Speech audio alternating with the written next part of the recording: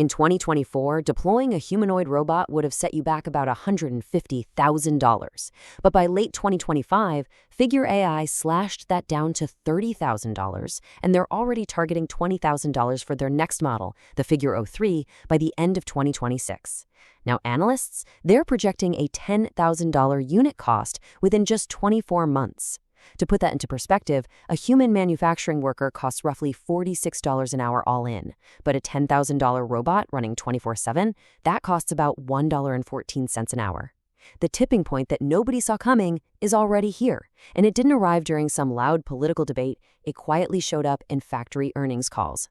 Welcome to The Explainer. Today, we're looking at what happens when robots become cheaper than workers. What we are witnessing right now is an incredibly aggressive, accelerating cost curve.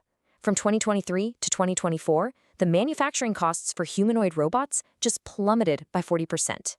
By late 2024, Unitree actually hit the market with their G1 mass production base model priced at a staggering $16,000.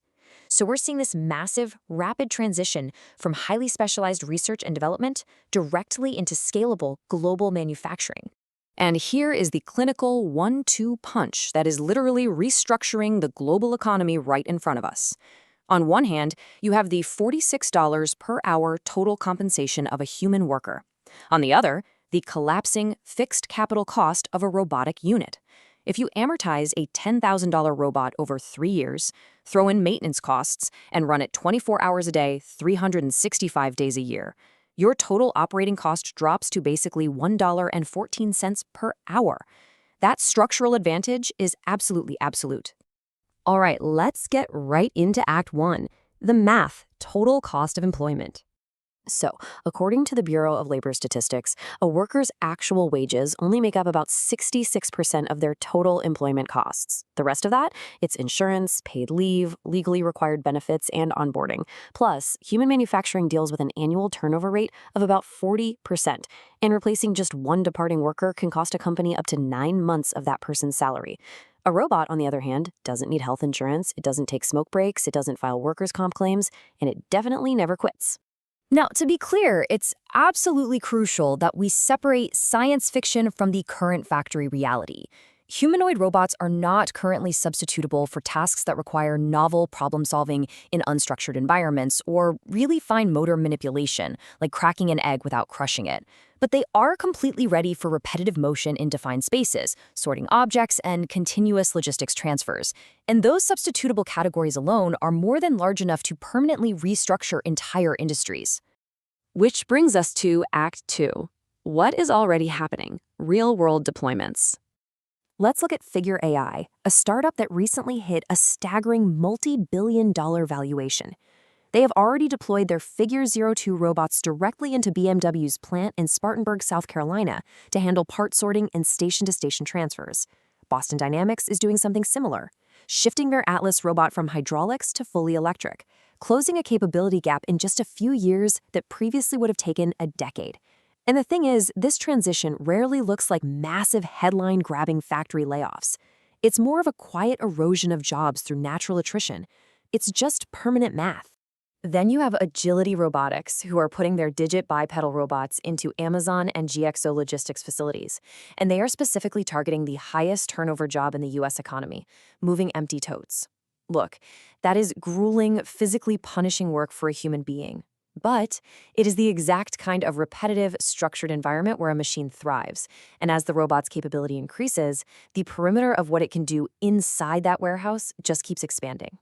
Over in Europe, a company called Humanoid partnered with Siemens and managed to compress a 2-year hardware prototype timeline down to just 7 months. Their prototype achieved 60 tote moves per hour, with over 90% autonomous success in a live electronics factory. Germany's Robotics is also already running internal humanoid pilots with VW and BMW. And think about Foxconn, which employs roughly 1 million factory workers in China. Even just a 10% robotic substitution there means 100,000 jobs erased almost overnight. Let's zoom out a bit for Act 3, the math of disruption, the intelligence layer. Listen to this quote from NVIDIA's CEO, Jensen Huang. He says, "The age of generalist robotics is here." And honestly, NVIDIA is the true counterintuitive enabler of this entire disruption. If humanoid robotics is the new gold rush, NVIDIA is the one selling the picks and the shovels to everyone. They're doing this through platforms like Cosmos, which generates literally millions of hours of synthetic data to train these machines.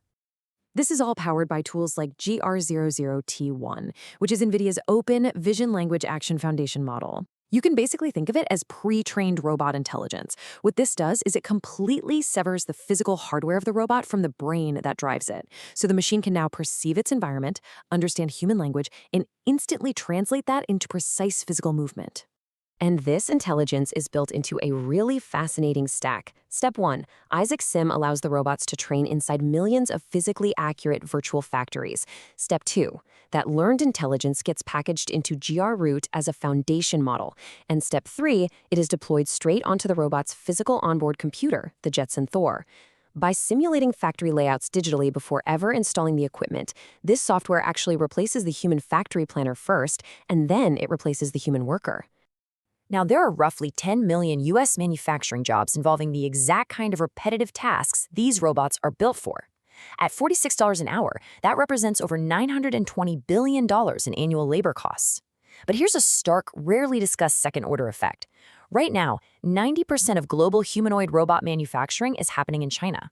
So, a nation that installs these robots to save on labor, but cannot actually manufacture them domestically, is effectively transferring hundreds of billions of dollars in productivity gains abroad. They're exchanging an export industry for import dependency. Which leads us directly into Act 4, who benefits and who doesn't, the geopolitical vacuum. When a factory replaces human labor with machines, those massive wage savings do not automatically redistribute to the rest of society. They flow directly to a very specific group, the equity holders of 3 to 5 major humanoid startups, chip manufacturers like NVIDIA, the factory owners eliminating that $46 per hour human cost, and nations with sovereign robotic manufacturing. This upward redistribution isn't some inevitable law of physics. It is a policy choice. And this transition exposes a massive, glaring governance vacuum. Human workers are governed by labor laws, safety regulations, collective bargaining, and unemployment insurance. But when a human is replaced by a robot, absolutely none of those legal frameworks transfer over. A robot can't join a union, it can't file a safety complaint or fund unemployment insurance. It's a legally clean transfer of capital, sure, but it completely erases human negotiating power.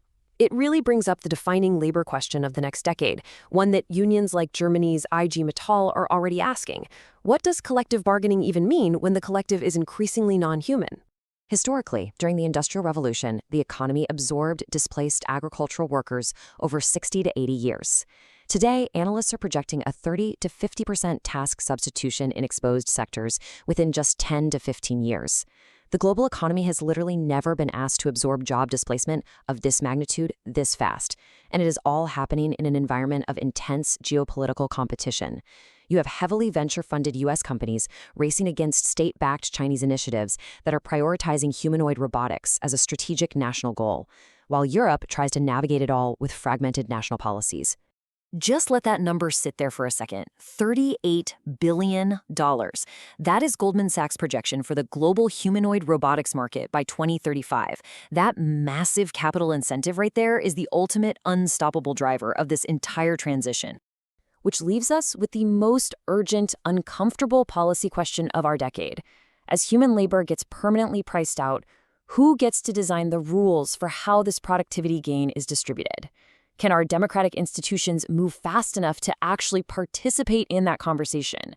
Because history shows us time and time again that by the time legislatures finally step in to regulate a new technology, that technology has already permanently dictated the political economy. Thanks for joining us for this explainer. It's a lot to think about, so until next time.